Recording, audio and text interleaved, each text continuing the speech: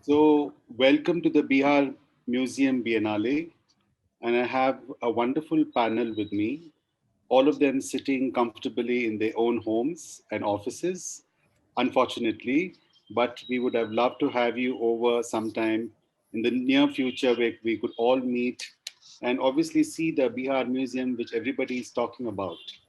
And this is a great opportunity for us to have a conversation about museums in a larger context in India and also in Bangladesh. And this conversation would possibly lead to future aspirations and visions for the museums that are going to come about and open up. So I just want to start with a small introduction from a book which talks about museums' challenges with the 21st century by Christine Burton and Carol Scott. In the past 20 years, there has been an increase in the construction and development of museums throughout the Western world. However, this boom has not translated into an increase in visitor base nor diversification of traditional visitor profile, marked by high income and high level of education. Indeed, the visitor base appears to be declining. At the same time, there has been shifts in leisure, consumption, and completion of leisure time. Additionally, changes in working patterns have resulted in much of the workforce experiencing time pressures, insecurity, and imbalance in the homework split. This research undertaken in Australia focused on whether leisure patterns and consumptions changed over the 5 year period. How people now understand these leisure work time, how people behave in choosing free time activities within and outside the home, and ultimately what impact this may have on museums as they complete in the 21st century. The study tested postmodern theories of leisure, which suggests that contemporary leisure activities are increasingly fragmented, superficial, and demand little commitment from the participant. This is juxtaposed into museums, modernist institutions that demand time, engagement, and challenge. So, this was a quote that I read out, and I wish that this could be a certain foundation for the conversation which we are going to have. It also challenges most of us who are somehow involved in creating museums in public spaces. And probably I will start introducing the speakers to you one by one, and after that, we will go to the questions. I'll start with Mr. Abhishek Poddar, who is from my own city, Bangalore. And I've known him for a very long time from the time he's been collecting art. He's a very prominent, he's become a very prominent collector, and he has been collecting since his childhood. And he has a significant collection of art, craft from South Asia, including modern and contemporary art and photography. He serves as a founder trustee at the Museum of Art and Photography, MAP, in Bengaluru, to which he donated the initial leadership gift and a substantial portion of the family's art collection. We are looking forward for MAP to open in Bengaluru. The next person I'm going to introduce you to is Amareswar Galla. Professor Galla is a UNESCO chair and on inclusive museums and sustainable heritage development. Anant National University, Ahmedabad. Previously, Australia's full professor of museum studies, University of Queensland, Brisbane, and until recently, chief curator, Amravati Heritage Town, the birthplace of the Mahayana Buddhism. He's currently doing extensive field work on the systematic changes that led to the formation of layers of heritage and environmental significance over almost 2,400 years in Amravati Heritage Town. Welcome, Mr. Galla.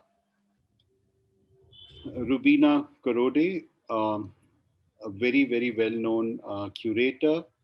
She is a chief curator at Kiran Nada Museum, KNMA, New Delhi.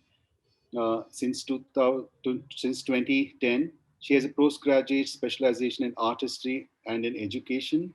She was awarded the Fulbright Fellowship in 2000, the Ford Teaching Fellowship in 2005-7, and in 2016, was a recipient of the India Today Best Curator Award for the year. Karode also curated the Indian Pavilion at the prestigious 58th Venice Biennale in 2019. Welcome, Roobina.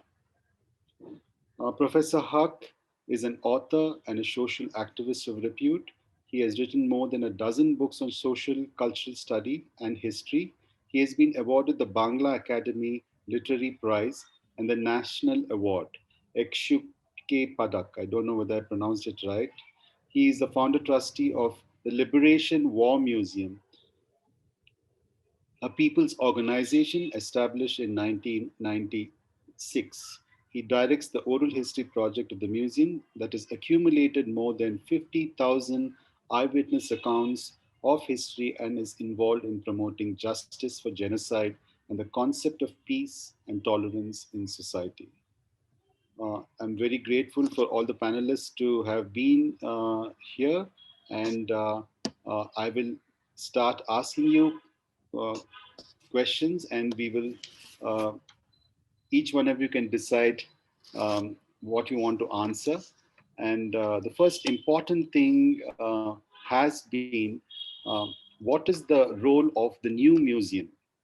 How is the museum visit going to change in terms of interaction, the virtual and the exploratory? Can we discuss it with special reference to your context? Can I ask Roobina to answer this question, please?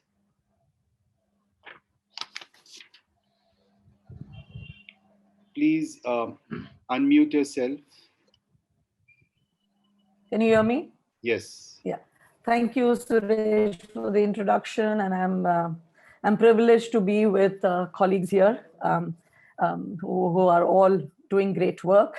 So thank you very much for that, and to the Bihar Museum for organizing this. I know it's a very ambitious back-to-back discussions that are going on, but nevertheless, I'll start with my answer, which may not directly be to your question, which is very broad and really comprehensive in terms of what is happening to museums today. But what this last 1 year really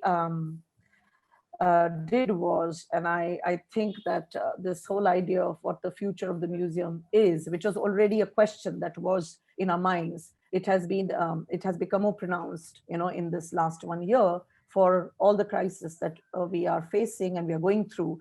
But I remember Raymond Williams' quote, and I would like to quote him here: "To be truly radical is to make hope possible rather than despair convincing." Okay, so we start with a line of hope that yes, there is hope for future, and there is future for museums, is what I would like to say.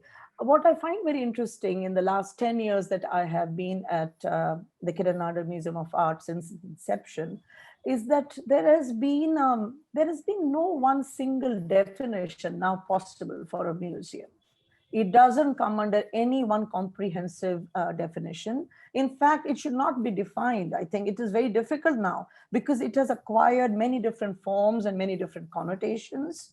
In some previous seminars where we were together, we have talked about how there are museums without holdings, there are museums without buildings, there are museums, which have taken on very different kinds of roles, and that has become very diverse and plural and very interesting in its own way.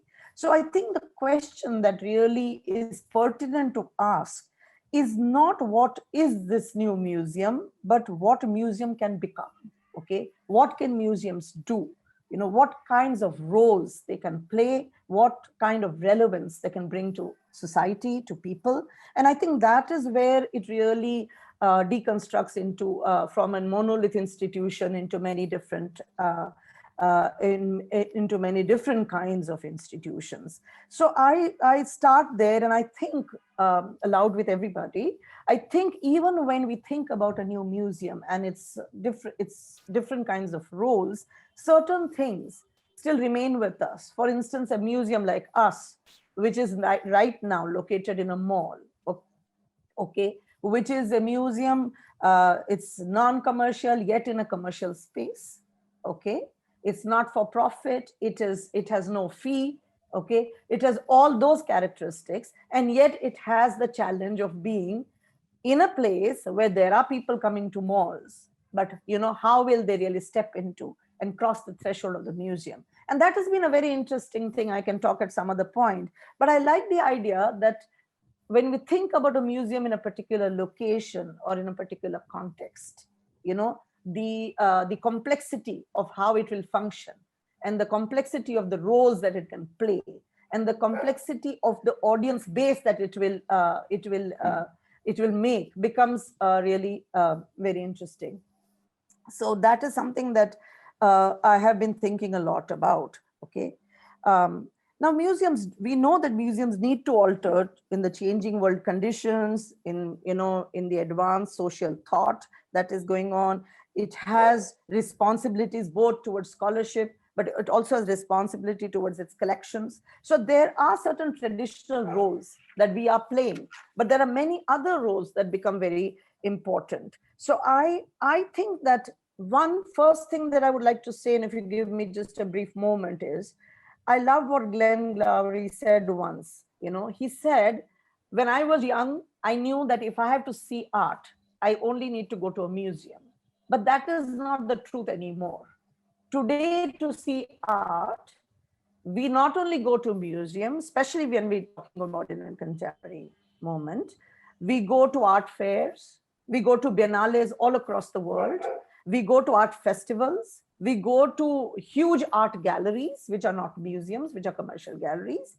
And therefore, the place where you can view art, has so expanded, okay, that it is the museum that has to constantly think how it is going to really function and sustain viewership and sustain its audience as it goes along. And we know that currently the two most important key areas in which we all are really brainstorming is one, the very radical shift from art objects to audiences. Okay, that is one shift. And from exclusivity to inclusivity. How do we become relevant? We know in India, at least I can talk about our struggle, that there is a huge disconnect between art and a larger people. We're not talking here about intellectual inbreeding and just the art community. We're talking about segments of different people, the diverse kind of audiences. Okay, what do we do to really make museums inclusive? Okay, what is it that we need to do so that we can bring them in, and make them own the museum as their own? Okay, so I'm going to stop there. I have other perspectives and views which I will talk later. I think we will hear everyone out before we do the second round. Okay, I would request Abhishek to come over and answer the question in your perspective. And I think Abhishek has a video and he can show us how he has envisioned this new space of MAP. Thank you, Suresh. Thank you for the honor of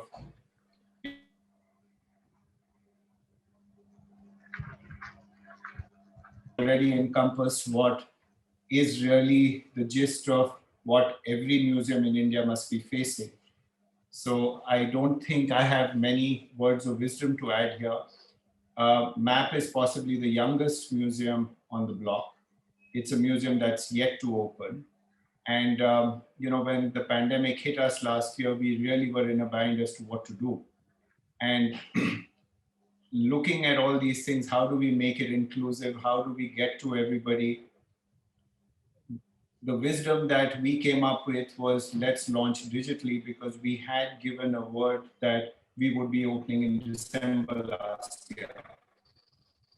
Now, we had to conceive of this entire thing in a space that didn't exist.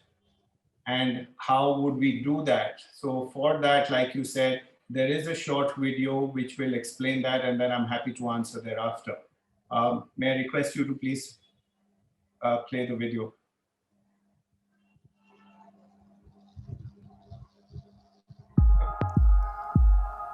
With one road blocked, another has opened. The beginning of MAP's Digital Museum. A space that engages with you right where you are at a time that is convenient to you. Since April 2020, we focused on women through the Art and Culture series. We had compelling voices and exciting dialogue. Conversation that was accessible to everyone. We engaged with children and families through MAP's specially designed art packs online. We created vivid narratives on the Google Arts and Culture platform. We opened with 3 exhibitions on our new website, and an ever-expanding archive found its place here too. And to celebrate all this, we hosted Art is Life, which is a chance to tour one of India's first ever digital museums. This is a historic moment for MAP as it connects to audiences in the digital space even before it opens its doors to the public next year. A week-long festival that took people on a virtual exploration of MAP's vision, voices and collection, while also introducing a unique collaboration with various museums around the globe. Art is often seen as exclusive and elitist, but I think MAP's vision seeks to reverse and correct and break this perception. Art helps us see the soul of people. This is MAP's tribute to the incredible art of storytelling through some highlights from the museum's indigenous art collection. This is just the beginning. This road has already opened up so many more, and we hope to have all of you along with us. A museum opens its doors to everyone. It doesn't know any discrimination. It invites you in, it welcomes you. Collaboration is at the heart of how we would like to do things at MAP. And we hope all of you will complete that circle of collaboration by engaging with MAP to discover and enjoy our collections. This now is your opportunity to tour that collection digitally for the first time. Don't hesitate to seize the chance.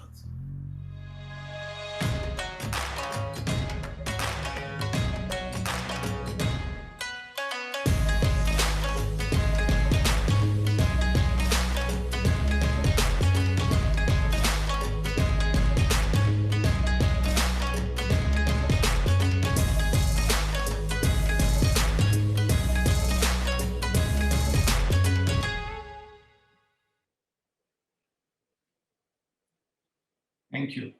So as you can see, we started with a digital festival. We did a week-long thing. We focused each day on each of the departments that we have in a way to engage with people who would otherwise not be able to come here. The funny thing is, a physical opening we would have done for 200 people. Today we've crossed over 55, 60,000 viewers. And it just shows that we learned something so important that going forward, it's not just going to be a digital or a physical museum, but it has to be a hybrid model. And that's what we're going to do. And we hope in doing so, we would learn along the way, be able to be as inclusive as possible, and be as relevant to the communities that we hope to serve. Thank you, Suresh.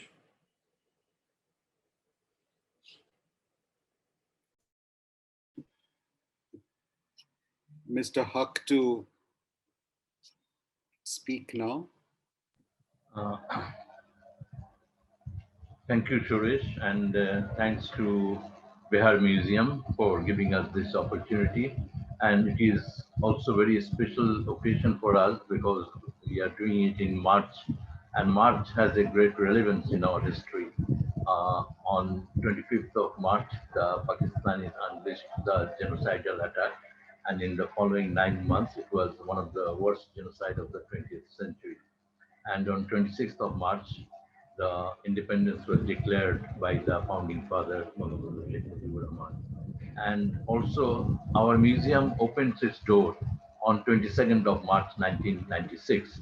So in March, we have so many celebrations: 25th anniversary of our museum, 50th anniversary of Bangladesh independence, and also 50th anniversary of the cruel genocide. And on 17th of March, founding father Bangabandhu was born in 1920, and this year we are also celebrating his 100th birth anniversary.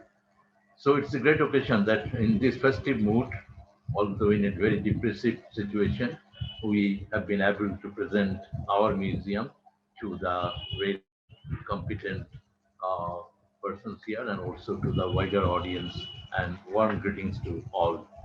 And I would like to be very brief with our history of our museum, which is, uh, as I said, was established in 1996. And this is the beginning of our journey. And I will say briefly about our journey because this is very fascinating that we started this museum. It's a private museum. We are 8 trustee members, but we consider right from the beginning that we have to take the responsibility on behalf of the people. And no trustee can build a museum of liberation war without the support of the community. So right from the beginning, we appealed for this support and we were overwhelmed by the resonance we got from the community, both in terms of artifacts, documents, memorabilia. And so right from the day one, it became a very rich museum depicting the history and the core values of our struggle, the Bengali national identity based on linguistic, ethnic, and geographical location. And also the core value is that it is a very inclusive and syncretistic civilization. Different webs of civilization went through this deltaic land: Buddhism, Hinduism, Islam, colonial rule, and the confluence made Bengal a liberal secular society. And that is the value for which the nation struggled for their independence and achieved it paying a high price. But the post-independence period was very checkered with the brutal murder of father of the nation, with perpetrators of genocide becoming part of the government, and also with the denial of history, distortion of history. So in the 90s, it became very imperative that there should be some effort to preserve the documented history, to keep the memory alive and make it intergenerational. So in a humble way, we started this journey, and we are a very active museum because we offer our space to different sections of the community. They do all kind of performances and events, and we also have a big freedom festival every year with about 10,000 young people joining who have visited the museum in last 1 year. It happens in a very big ground of the university, and lot of activities. So this museum became a very vibrant museum and very much linked with the community. And this, one of the main objects when we started the museum was how we can have a permanent museum. We are not museum people. We jumped into it, but we understood during our course of work that we have to do a very professional museum, a very permanent museum. So that ultimately also realized with the help of the community and the government, we got a piece of land from the government and we paid for that in the government price, which is lower than the commercial one. And we organized a architecture competition. Professor Amareswar Galla also extended his cooperation, and we have a member from the ICOM also as a jury board. And then the design which was selected, and we started the construction and opened the museum in 2017. In terms of space, it is 100 times of what is our old museum. It has all the modern facilities. It has the conservation and archival facilities, research wing, and also the temporary gallery and other spaces, and 4 huge gallery to depict the history, lobby, and all kind of facilities. And we say that it is what happened in the last 25-year journey is beyond our dream. It is more than dream fulfilled. But since we opened the new museum, we are getting ready for many kind of events and plans. But the COVID-19 struck in March, and that was a very critical time for us because suddenly we found that we have to close the doors of the museum. And we hope that this will be over soon, but soon we realize that COVID is not going to be going to go away sooner. So we are looking for new opportunity. And I will say that we were actually doing the museum in a very traditional way, as a physical space, as a interpersonal contact, as human-to-human contact, and we have good interaction with the young generation. As you said, you have heard about our oral history program. We have mobile museum which goes to distant places. but COVID stopped everything. And we are looking for the way out. And we, as member of the IC Memo, we also joined into different webinar. And in one webinar in early April, a museum from Slovenia, and the curator was explaining that we have closed our door, but we are trying to open our windows. So we are taking the museum to the children. So we thought that why not we do that? So we started doing the digital and other kind of presentation of the events and exhibitions what we have. Now we are also planning to have a virtual tour of the museum and other kind of digital activities. So it's very new to us and it's a new experience. Uh, and we started in the World Museum Day, International Museum Day on 18th of April.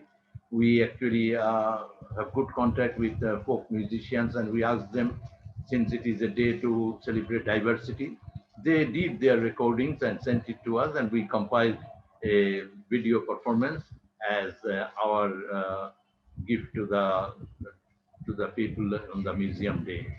And we found, like other also found, that it is given us a wider audience. We did the online exhibition, we started doing the exhibitions, and we found that in a physical exhibition we have a limit, but online exhibition, then we also got connected by webinar with museum people and other organizations, and we found that digital space actually opens great opportunities for the museum. We are planning to have a film festival on 2nd to 6th April 2020, but we had to stop it because of the COVID. But soon we did it on the digital space, and it is one of the early festivals which is held in the digital platform. And there also we find that it offers many new opportunities, like meeting the director, having conversation with other directors from other countries. And this year we are going to do it from 6th to 10th April, and we have got 2,000 films from 78 countries. So the preview committee is very busy in making the selection, but digital platform has actually opened this great opportunity for us. And on 12th of March, this March, we organized a 24 hours global webinar because we want to highlight the issue of genocide, not only Bangladesh genocide, but also Rohingya genocide or other ongoing genocide. And we have good contact with international scholars and institutions, different universities. So we thought that let us organize a global webinar, which will start from Asia Pacific, from Australia, New Zealand, travel to Japan, Korea, Asia, and then to African, European context, and go to North America, South America, and end up in Canada. So we had a whole day round the world webinar where about 28 academics and 19 institutions from 27 countries and 78 speakers joined. And we think that this global webinar commemorating Bangladesh genocide and looking for prevention of genocide has also put us in the context of global genocidal studies. So many kind of events actually we are doing, and we found that even in difficult time, now we started a digital newsletter, which also have a much wider circulation. Musicians, especially young groups, they perform because there is we do not take audience, but we record the performance. They do it voluntarily and do the Freedom Music Fest, and on the Facebook we put it, and that also become very popular, singing for freedom. And so we found that in last 12 months we have learned a lot and learned many new things, and we feel very much now that we had to embrace new technology that changed our way to communicate. And the role of museum remains same, but the method and tools have changed. And the paradigm shift in functionality of a museum has already happened. And museums of future will be both physical and virtual. I think that's also been echoed here. And we need to have more cooperation and collaboration among museums in the virtual platform. And now we have a platform with great opportunity to connect and communicate. And no museum is in isolation now. It is very important not only to connect, but communicate effectively and meaningfully, because the digital platform is also getting very crowded, and it is very important to develop the content in a proper way.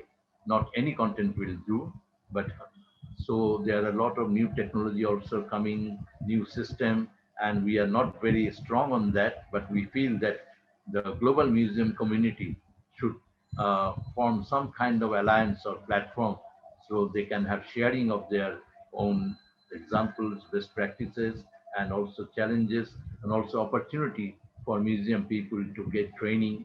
And this, I think, on the digital platform will be very much possible and with no more expenses or great expenses. So digital connectivity, digital platform, digital possibility has opened a new horizon, and it depends on how we take advantage of this.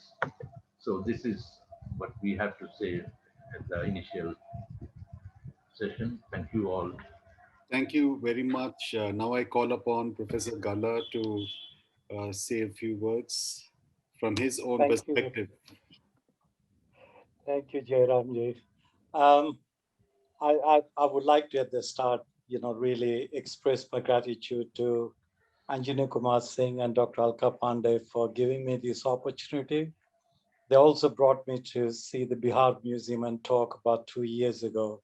What an amazing place. What a state-of-the-art museum that's been built. I'm so proud of it as not as an Australian, but as somebody living in India.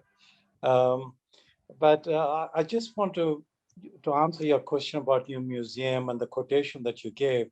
Chris and Carol were dealing with Australian situation where more than 80% of people live in cities. So the recreational spectrum is very different. So in terms of looking at India, I look up to the Museum Biennale and the Bihar Museum to bring about a paradigm shift, because the majority of museums in India are very much grounded and understood through middle-class gaze. There's nothing wrong with that. But more than 70% of India is village India, the village India that Neil McGregor referred to, the village India that Gandhi talked about as being quintessential India. So hoping that, given that we know from historical research that there were more than 1,000 villages that supported the Nalanda Mahavihara and the Nalanda University, that the Bihar Museum in future would actually unravel the village heritage, village history and heritage of Magadha, of that whole region. And it's not going to be that difficult, because I know one of their staff members has done his PhD on the villages that supported the Mahavihara. So it's a question of working out means and ways of translating that into the museum discourse. So that's first thing. The new museum for me is one that really connects with both the urban, but also 70% village India. That's number one. And number two is, for me, the new museum that you talked about is something that connects coloniality and contextuality. And while I was preparing, thinking about the Biennale, I was, until last week, with the Mahashivaratri and the Ratha Yatra in Amaravati, which is one of the most sacred places to Shiva for Mahashivaratri. So I was walking the streets, literally. I mean, not doing sex work, but walking the streets, and trying to understand. I thought, what am I going to say at this, one of the amazing museum biennales that I have a chance to attend? And what struck me is, everybody knows about the Amaravati sculptures in the British Museum, Chennai Museum. They talk about it until His Holiness the Dalai Lama conducted the Kalachakra ceremony in 2006. Nobody knew Amaravati really exists, right?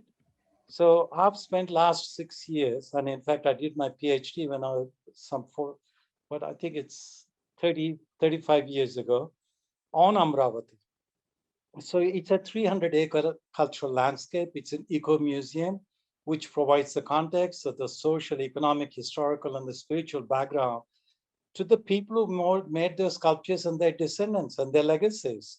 So do we really understand, when we go to the British Museum or the Metropolitan Museum, which was supposed to have, the serpent and tree in a major exhibition on Amaravati, or Southern sculptures or Southern Buddhism, do they really understand village India?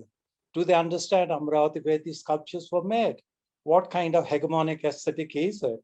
Is it through the colonial gaze, the way those collections were collected? Where is the contextuality? How can we bring the two together using a range of means, digital and other, in a blended way, can we do that? That's my second thing is, how do we, I don't talk about just decolonization because I recently gave 2 keynote speeches before the lockdown in Europe. And in both of them, I challenged them. You're all talking about decolonization, but you haven't actually understood colonization. So how could you talk about decolonization? So I'm not talking about it, but I think between coloniality and contextuality, there are liminal spaces that we need to explore. And I think that's the way of the future museums. And the third and last thing that I thought about your question, I'm sorry, I was thinking after you asked the question, so it might be a bit incoherent. But the third one is the triangulation. I launched a Heritage Matters webinar series, one of the first in South Asia when the pandemic started. And the thing is that we have a triangulation of the COVID-19, the COVID crisis, we have a climate crisis, and the global impact of Black Lives Matter. The triangulation of these three, nobody can escape them in the world, and we can't either. So when I did a webinar on Dalit Lives Matter, surprisingly, given every other webinar was so well attended from around the world, especially India, Dalit Lives Matters attracted very few Indians, but more Westerners, more Africans, more Europeans. That says something, sort of, I think we need to think about the future museum, if we want to say is inclusive, addresses these range of cultural borders. So that's it. But I just want to make one last comment. There are people from Mauritius, Nigeria, Denmark, Australia, many places in the participants. 3 of them sent me messages saying, Mr. Jayaram introduced all of you, but he didn't introduce himself. So could you do that, please? Because a lot of these people are foreigners, international. Sorry to do that. Okay. Thank you. So coming to this whole point of museum experiences in India, and I'm sure it's the same with Dhaka and Bangladesh, that they're always associated with social situations like school trips or family outings, sometimes even sightseeing trips when the families go to one place to another. And now this reality is going to change, and we see that all museums are making technology part of their systems and are having more immersive experiences, which are going to engage audiences in better ways. Any of you want to talk about this? Can I talk? Yes, yeah. I think it's interesting. All of us are speaking about similar things. I just heard Mr. Mofidul speak, and I think, yes, we all have learned new things. As curators and people who work in the museum, we are so much within that physical space of the museum. We are actually transforming that space all the time. We are thinking of transmitting content of different kinds. We are trying to bring in new kinds of sensibilities and aesthetic sensibilities when we put up exhibitions, do programs. And so, yes, that was there, but we were not pushing the digital format as much as we have pushed since the museum went into a lockdown situation, and for safety protocols and for safety of all, we had to just shut the museums down. And I think that really opened up this space for a global audience, as one of you said, even invisible audiences that we didn't know of. The audiences which were across borders, which are in different parts of the world, who knows, who were attending our online exhibitions or our different kinds of programs.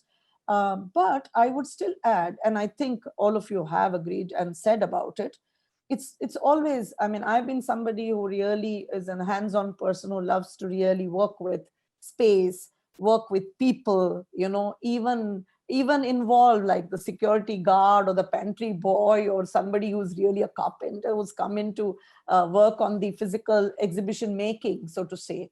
And that part I really miss when the museum shuts down. It's a space where things happen all the time, and you are constantly thinking and reinventing new things, which for some reason that is not happening. But yeah, the virtual space has given us something else, but it's not a substitute to the physical space. I think they have to complement each other. They have to supplement each other.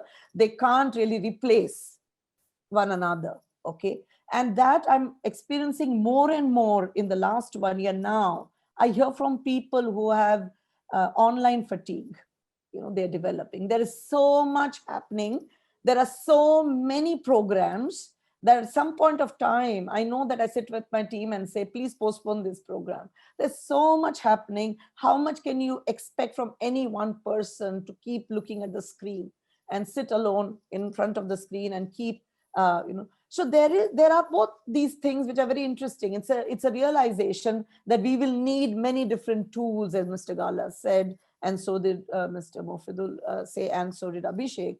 We have to try on different tools. And I think as museum people, we are constantly doing this. We are thinking of effective and efficient modes of communication, of transmission, of collaboration. This Bihar Museum is a fantastic example of such an initiative taken by both Anjani Kumar Singh and Alka and others. What do we do? Can we have a museum biennale?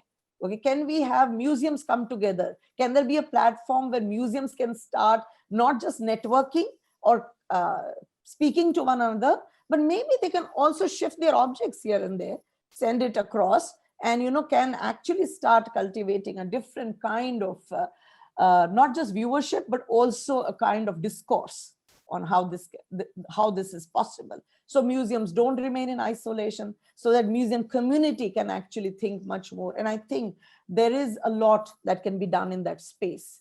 That space has opened up, and the possibilities are really becoming more and more apparent in terms of what to do. For instance, Abhishek's digital museum being launched before the museum, it's already creating, the curiosity and the awareness that people need to have about a museum that is coming up.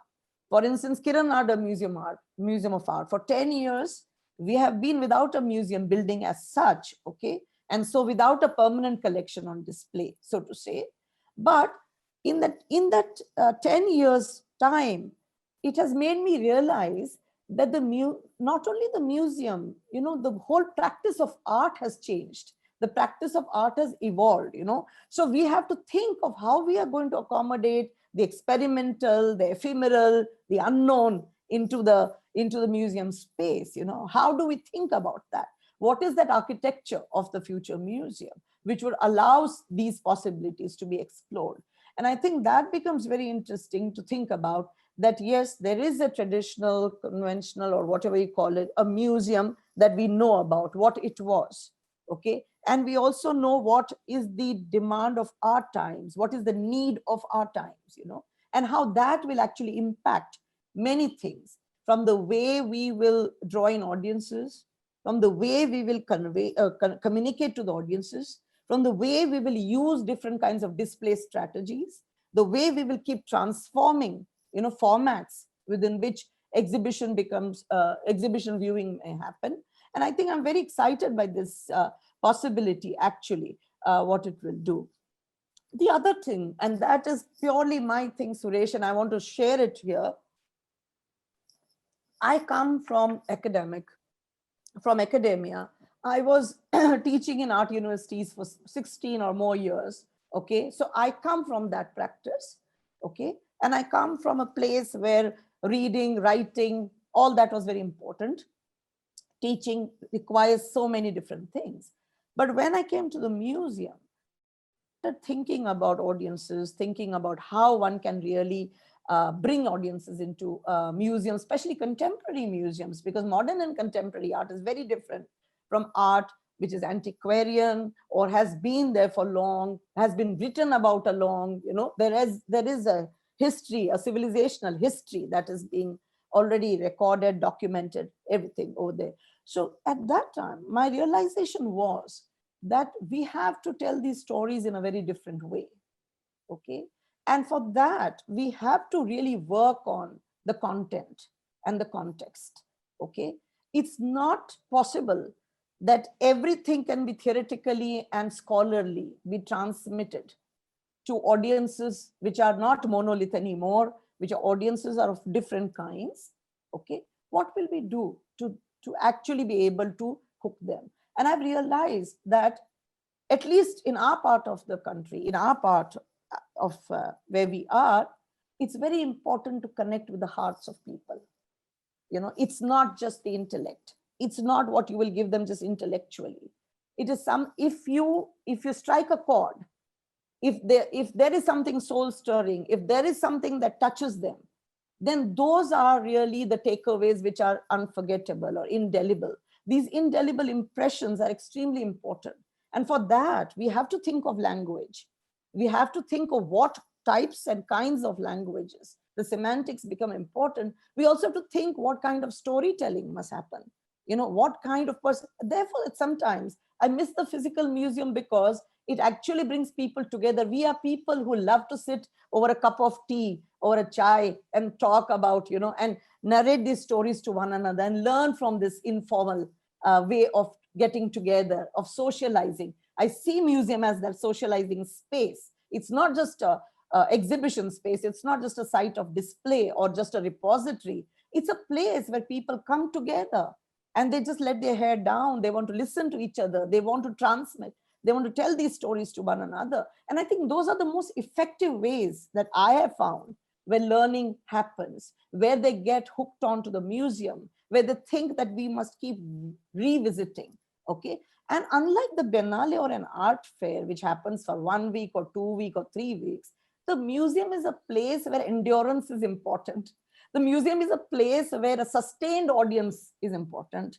The museum is a place which has to deal with it each day and every day. There is an each day kind of a thing. You can't say, Aaj mein kuch nahi, today we don't do anything in the museum. We have to every day put something new there. We have to keep reinventing, reimagining, rethinking about it. And I find that is where the crux is of everything. It's so interesting when people come for the first time, they say, we don't understand modern art. We don't understand abstract art. We don't understand these immersive installations. We don't understand what Nalini Balani is doing or Vivan Sundaram is doing. But the fact is, the moment you tell them, you break them down to different stories and bring them to the life experiences, the shared life experiences of a place, of a community, that we all have the same similar experiences. It's just that we are not looking at it as it's connected with our lives. The moment you connect it with everybody's lives and the spirit of this whole cultural living, things change. Okay, people start appreciating. They come back to those things. Even the difficult, complex kind of art, they start coming back to it. And this coming back is very important, isn't it? Art just cannot reveal everything in an instant. That doesn't happen, And that is also true of life. A lot of difficult things of life and challenging things of life require these slower revelations and, this kind of pondering about it and, carry that kind of echoes. So this catalyst way in which a museum can work, that is something that I find very interesting. I don't think it's dumbing down. I don't think it is any kind of surrender. Okay. If it is anything, it's a kind of fulfillment if you are able to connect with people. I think that's extremely important. And that's what Mr. Galla also said and others said. If you're not able to, then we have realized that museums are not just buildings. Museums are not just collections. You can have a fantastic collection of 1 lakh works and yet no audience. You can have a fantastic building and yet no audience. So I think that, Roobina, that's fantastic what you said. Yeah. All my life, nearly 40 years, I worked in museums, but working with museums as tools for bringing people and their heritage together. Great. And I've worked in Australia to, you name it, Vietnam to Guatemala, with the Garcia sisters, Mayans, But one thing is that, everywhere museums that I worked in, they dealt with drug and alcohol rehabilitation, youth suicide. I worked on establishing 2 prison museums where there were prisoners still there. So they're the only living prisoner museums. And what happened, the probation reports dramatically changed because the prisoners left early, but they never came back because they're usually into that vicious circle of coming back. And I think that there are 2 things, that are being said throughout these 2 days. One is the conceptual. The other one is the operational. How do we operationalize the conceptual? And if conceptually we are very rich, operationally we're very diverse. And I think that, like, I mean, every time I hear about MAP, which I love, by the way, I've never been there. I only heard about it digitally, so which is what your goal is. I keep thinking, I have this enormous archive on Amaravati. What am I going to do with her? I want to give it to them, because this is amazing history of 2,400 years of Amaravati, the background to Mahayana Buddhism, birthplace of Mahayana Buddhism. And so there are many possibilities, but I want to say one thing is there's a whole next generation that doesn't give a damn what we are saying. Now, all research is showing, whether it is Chris and Carol, or whether it's the Danish, systematic reporting, all of them are showing there's a whole generation of young people who really don't give a damn what we're trying to say. If we don't capture them, if we are not relevant to this younger generation, it doesn't matter where they are, village India, urban India, then we're building glass houses for the future as mausoleums. So I'd really think that we have to teach, which we don't in universities, the capacity, the competency of listening. We have to learn to listen to young people. We have to listen to people.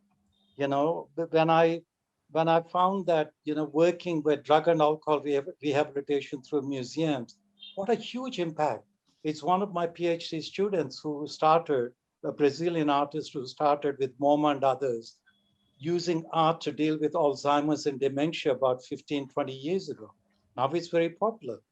But, it slows down dementia, it slows down Alzheimer's. It doesn't prevent, but slows down. So, but that's the major museums like MoMA, National Gallery of Australia, all of them are using this. So we have to rethink. If you said new museum, Jayaram, we have to think, what is it?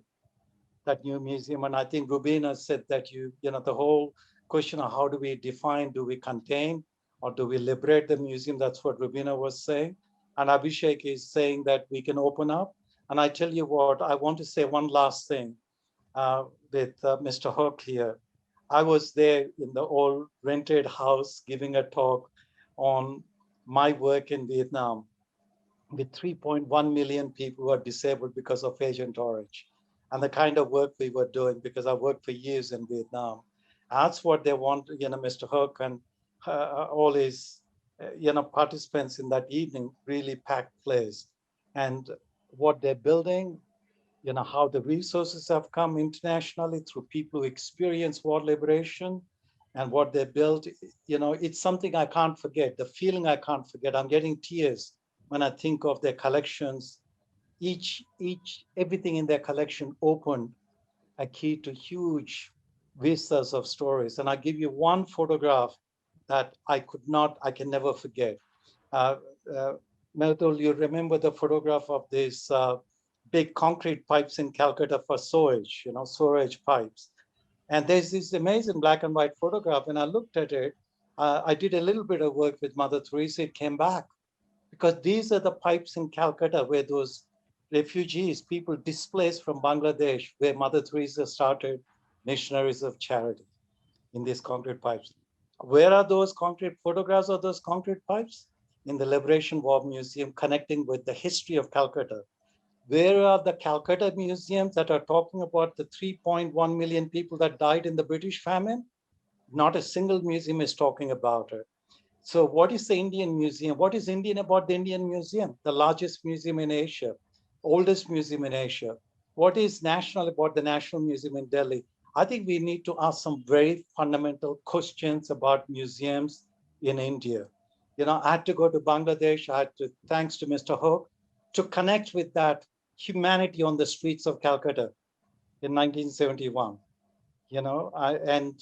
I think this is where I think, rather than the 2% middle class gaze of museums in India, we have to think about, yes, that middle class gaze, they're just as relevant, but we have to think of the rest of India too.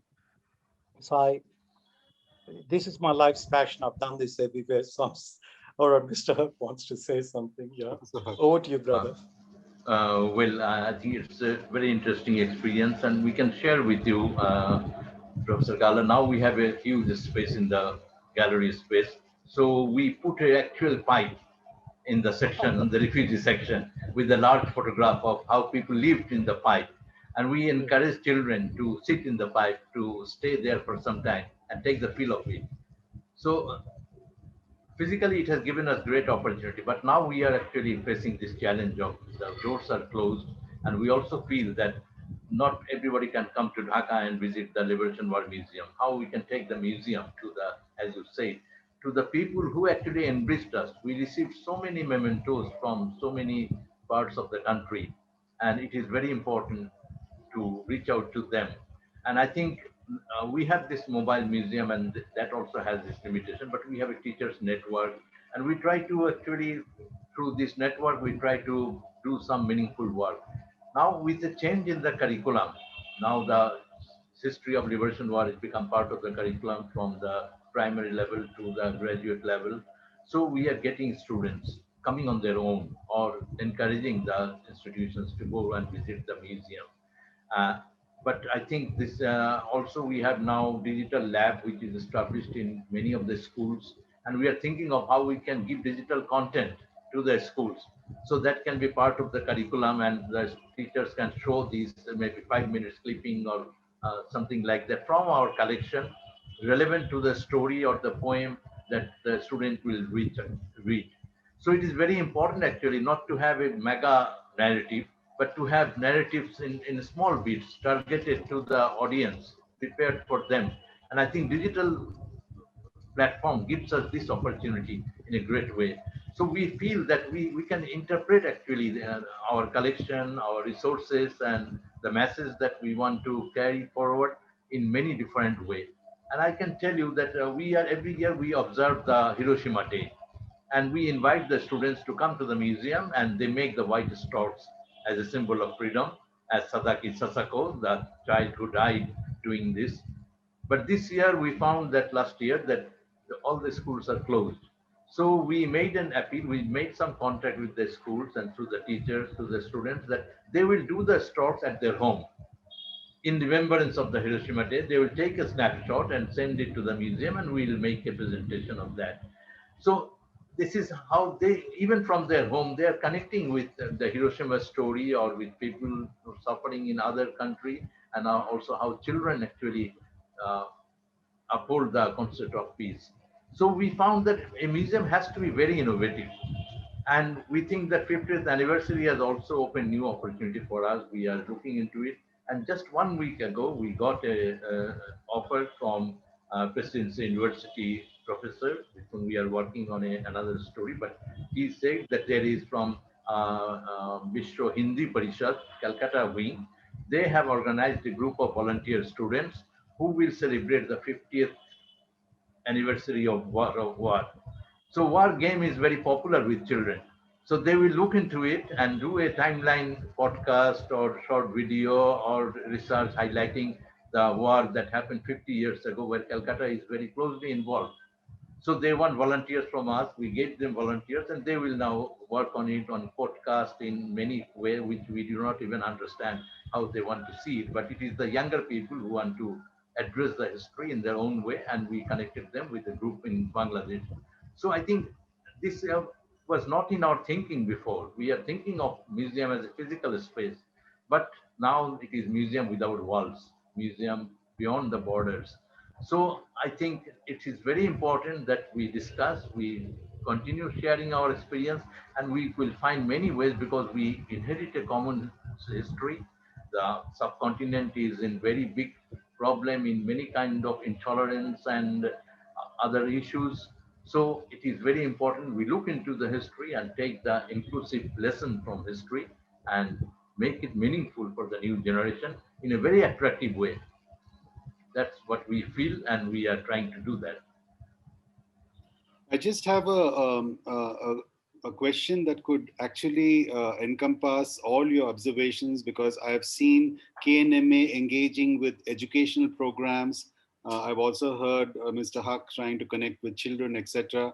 So I'm sure, Mr. Galla, the future museum will be a museum without walls. Hopefully, if when Amaravati Museum comes, and I would ask Abhishek to say how he his vision for the museum space as an educational space, which is so important now, and also the way your museum is located in the museum hub of the city. So how will you bring about this change where people could just cross over the road from the government museum to your space and experience your collection, and also make it a kind of an educational hub, which is what you intend to do? Thank you, Suresh. I think the very first thing that we opened at MAP was our education space. And this was even before construction started, that we converted a part of the office into a space to receive different schools and hold workshops for them.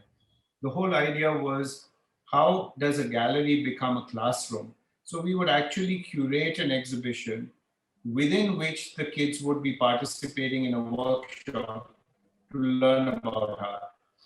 And it would start really from the age of 6 or something. And we must have had about 3,000 or 4,000 children who've come in through our doors. And we realized that, if we are looking at making a museum which is relevant to India, we've got to really start with the kids. Because people like us travel, we see museum, we're already in the arts, but there's no point preaching to the choir. We really need to address the 99% who don't come to a museum first. And unless we can start young, they get so, that's the period when they're impressionable.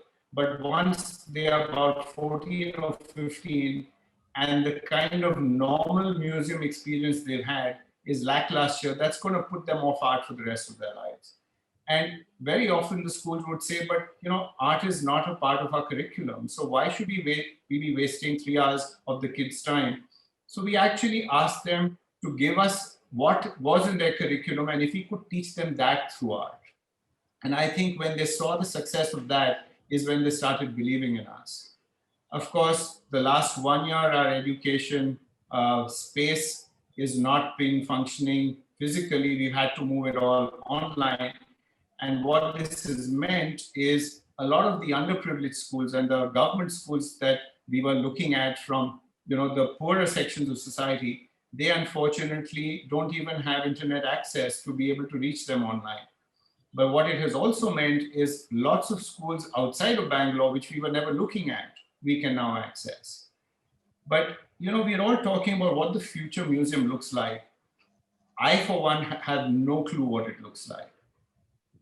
In March, exactly this time last year, we never knew what a digital museum looked like. So it's changing so fast. And if we can today say that this is what the future of the museum looks like, I think we might have to take back our words tomorrow. So, we just have to be open to embracing whatever change comes our way. Of course, we have to be relevant. And I think technology can only do so much. If it was really that you could watch anything from the comfort of your home, even when you can watch the same cricket match on your television screen, why do you still want to go to the stadium? There's so many things which being there physically makes all the difference. And I hope that day never happens when technology advances so much that the difference between the two is one where you cannot tell the difference, because that would be a really sad day, I think. So, for me, like for Roobina and for most of us, being around the objects is so important that I hope that physicality always remains relevant. But yes, it is important that how are we serving the communities we are hoping to serve, how are we staying relevant to them, and how do we keep adapting to keep this conversation going? That's the way I look at the role that MAP is going to play. Thank you, Abhishek. And I think it's also, yes, Roobina, please go ahead. No, I just wanted to add, because this was a very interesting point that Abhishek made. The digital divide in this country is important to consider, and it's not that through the digital we are reaching everybody and everywhere.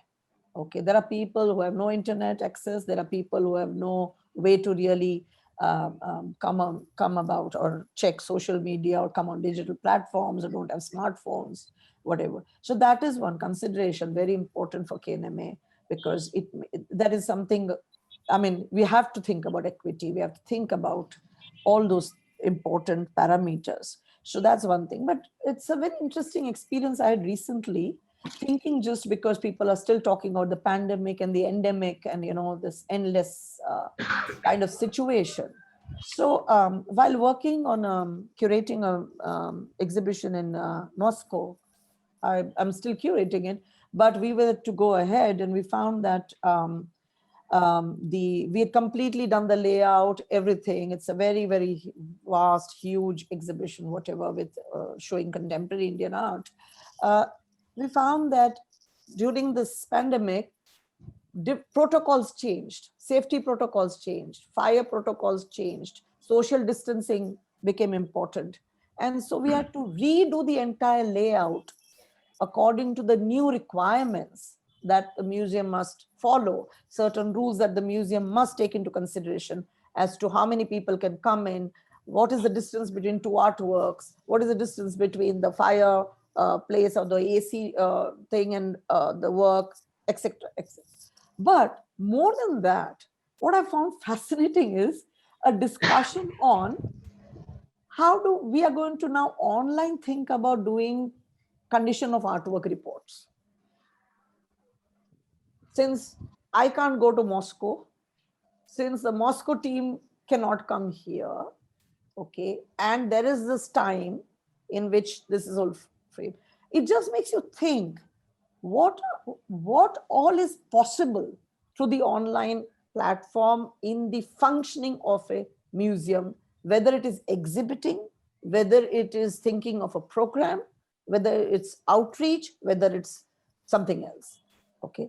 So are we now going to do condition reports of artworks online? Are we going to really show the work across these two screens? And then, and so many other questions came about, which makes you think actually, what are we going to do in the next 1 year? Forget the future of the museum and the future of just the 1 year that is in front of us. What will be our way to function? How are we going to go ahead with this exhibition, or we are not going to be able to go because of the way the operations may not happen? The operations will not be possible. The complexity of loans may not happen because insurances are involved. What are we going to do if there is? So there are many considerations that come about when one is working, within the museum and thinking about many things, including, the caretaking of artworks, the responsibility of, how you do your loans, the MOUs that you sign, the insurances that you discuss. Now there's a Raza exhibition that is going to happen in Center Pompidou. And there are many important museums and collectors who are loaning works, because that's the Raza legacy that we have, but it's going to be shown at Pompidou. But there are so many different complexities involved in this kind of an exhibition across borders. Yes, online is a possibility, but then as everybody discussed, online also has its own limitations, like the physical space, one has its own limitations. So there is this, we are constantly need as museum professionals to keep assessing, as Abhishek also said, Galla said, you said, we have to navigate these spaces. We have to negotiate, how we are going to really become relevant, keep ourselves relevant, keep doing work, keep extending care, healing, humanitarian, efforts, and service to people. How do we make this happen all the time? This is important for us to think. And I'm really, frankly, Suresh, I don't mind children coming to museums, even if they think it's a picnic spot. At least they are coming into the museum. At least they are experiencing something different than what they have.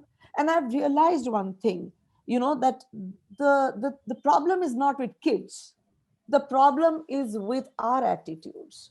We have to cultivate certain attitudes. It's very important. It's a time for self-reflection. It's a time for self-criticality. And no museum can go ahead without doing these two things. We have to accept certain failures. We have to accept certain things that we are not able to do, and we have to learn how to really make our way through it. For instance, children coming and the teacher making them stand in a row as if they're punished, don't talk, don't laugh, don't touch, don't do this, don't do this.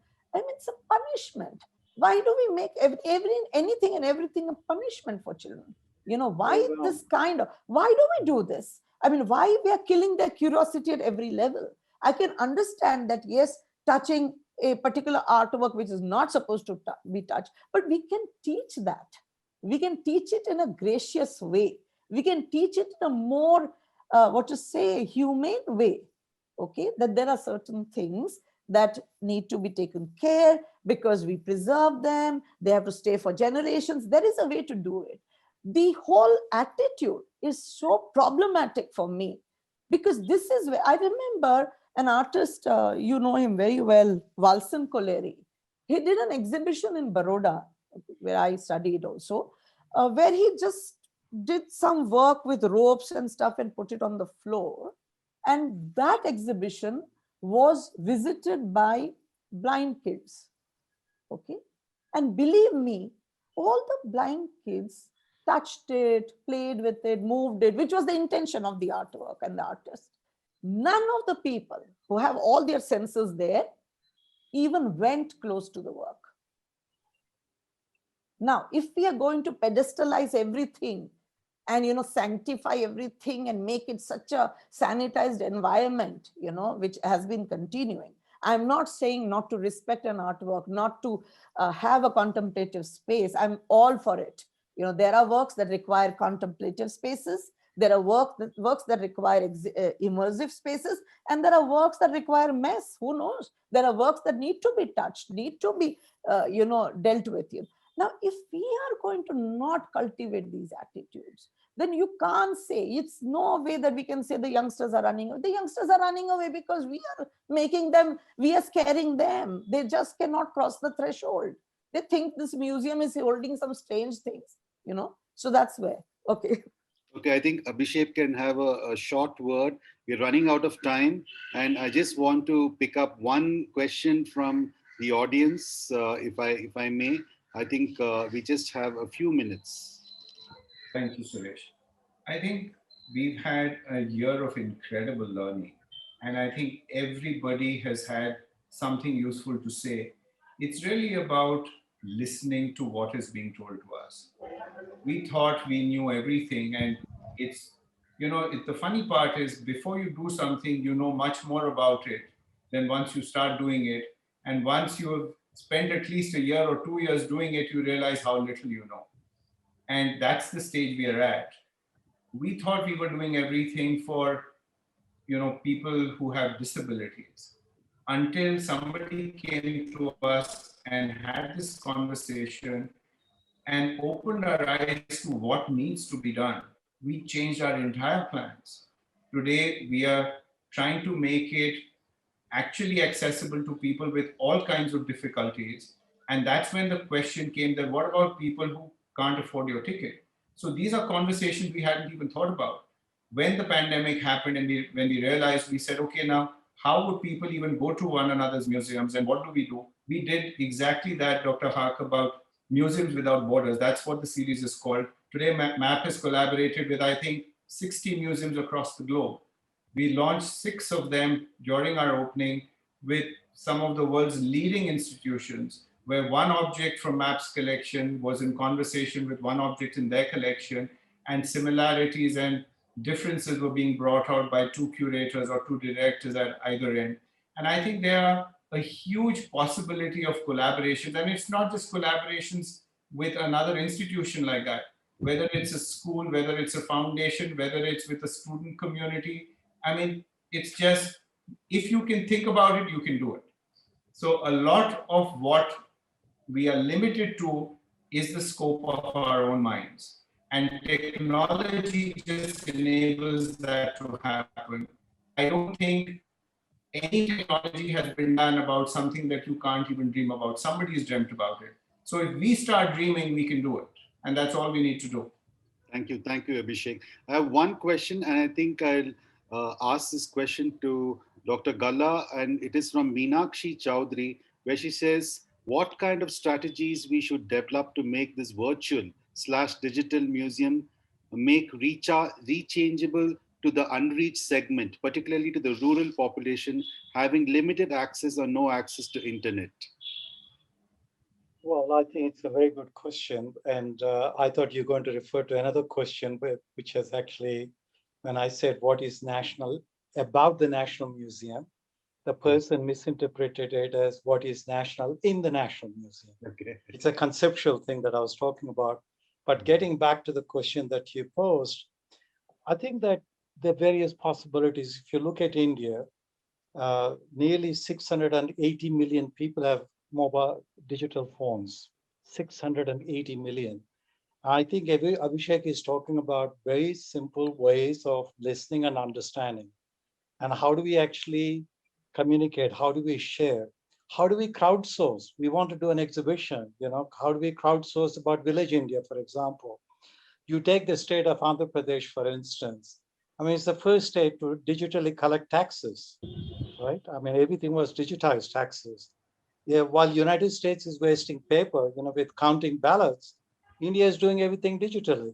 So we have that capacity. But the thing is, how do we actually leverage it is the question. And we shouldn't assume in museums we have the capacity. I think that's the mistake we're making. And I think this is where Abhishek is saying that, listen, we got to listen. So I think we got to build our capabilities and capacities in museums, how to work with Village India, with rural India to answer the question. And I think the onus is not us providing them access. That's very, very paternalistic, but it's actually us listening so that we're able to share and we're also able to listen. And whatever we're doing, how do we crowdsource ideas? I want to finish with one brilliant example from the Smithsonian. Lonnie Bunch 3 is the first historian, the first African American ever to become the secretary of the Smithsonian. And with Black Lives Matter, what did he do? He got onto the social media. He told people wherever you are, whether it's a protest, whether it's an incident, take a digital photo, do a voice recording, do videos, send it in to the National Museum of African American History and Culture. So they're actually collecting, digitally what's happening with Black Lives Matter, and they're researching and they're developing their exhibition strategy. That's brilliant crowdsourcing. Why can't we do it in India, where we're better digitally connected than United States with our population? So I want to leave with that question. Thank you for the opportunity, Jayaram. Can I ask Mr. Huck to say something about maybe also the last words, because you could contextualize all that we've been trying to do, opening museums, trying to make it more democratic, trying to have museums without walls, trying to engage people and the audiences in new ways, different ways, and also like Roobina said, if the kid wants to come and hang around in the museum, like how we go to libraries and just browse, I think all that has to be kept open for possibilities to make that audience respond to art and culture of our nation. Thank you. I think we all has made a contribution to come to some conclusion that, as has been said before, the future of museums, it will be both physical and virtual, and it is not. It is complementary, and also it is actually the ideas drive the world. One has to be very innovative, even in terms of physical museum and also virtual museum, and to reach out to the wider audience, to rural India, to younger people, and I think the technology has given us many opportunities in our country also. The smartphone may be not available, but everybody has a mobile phone. And now with the new education, when the schools are closed, there are many innovative ideas developed by the government. For the primary teaching, they are sending messages to the mothers, and mothers can keep the record, and in their leisure time they can transfer it to the children. So in many ways we can use the new technology. It's very important that how you use the technology. And also the smartphone is creating a lot of other problems, the juvenile delinquency, child gang. It is becoming a very big problem. So we also think that we have to show the new way. We have launched a program to make a 1 minute film with their phone. Maybe they do not have the smartphone, but they can help of the take from others and do a 1 minute film and one story of the history, making one interview, one site, and sent it to us. And now the government has also taken up the program and introduced in the secondary school in a group. They try to look into the local history and local participants. So there are many different ways we can actually enhance the capability, and the strength of the museum is they are the custodian of memory, and that memory has to be transferred to the new generation, to the people in the periphery. And how we do it, I think it is everybody's challenge. There is no one single solution for this, but this is a very exciting time. We find it very depressive, but it's also very exciting time for last 1 year, when all of us are rethinking and try to reinvent the museum. I think that's the strength of the memory and also the human capability. So we are very optimistic about it, and we want to keep contact. The Bihar Biennale, I think if we are in some way we can keep in touch, and collectively we can share our experience and also learn from each other. Thank you for making us part of this exercise. And I think we've almost come to the end of this session. And I really want to thank you all from the bottom of my heart. And it's been an amazing conversation with all of you. And each one of you are so much part of our cultural landscape and have the most amazing ideas how we could envision the future of our museums. I'm sure there's going to be a digital capacity to museums, but the museum as a space has to also move beyond the object and could be more democratic and be part of the larger educational and pedagogical kind of conversations that museums can have with people, with children, and the future generations. Thank you very much for being here. Namaste. Thank you. Thank you very much. Thank you.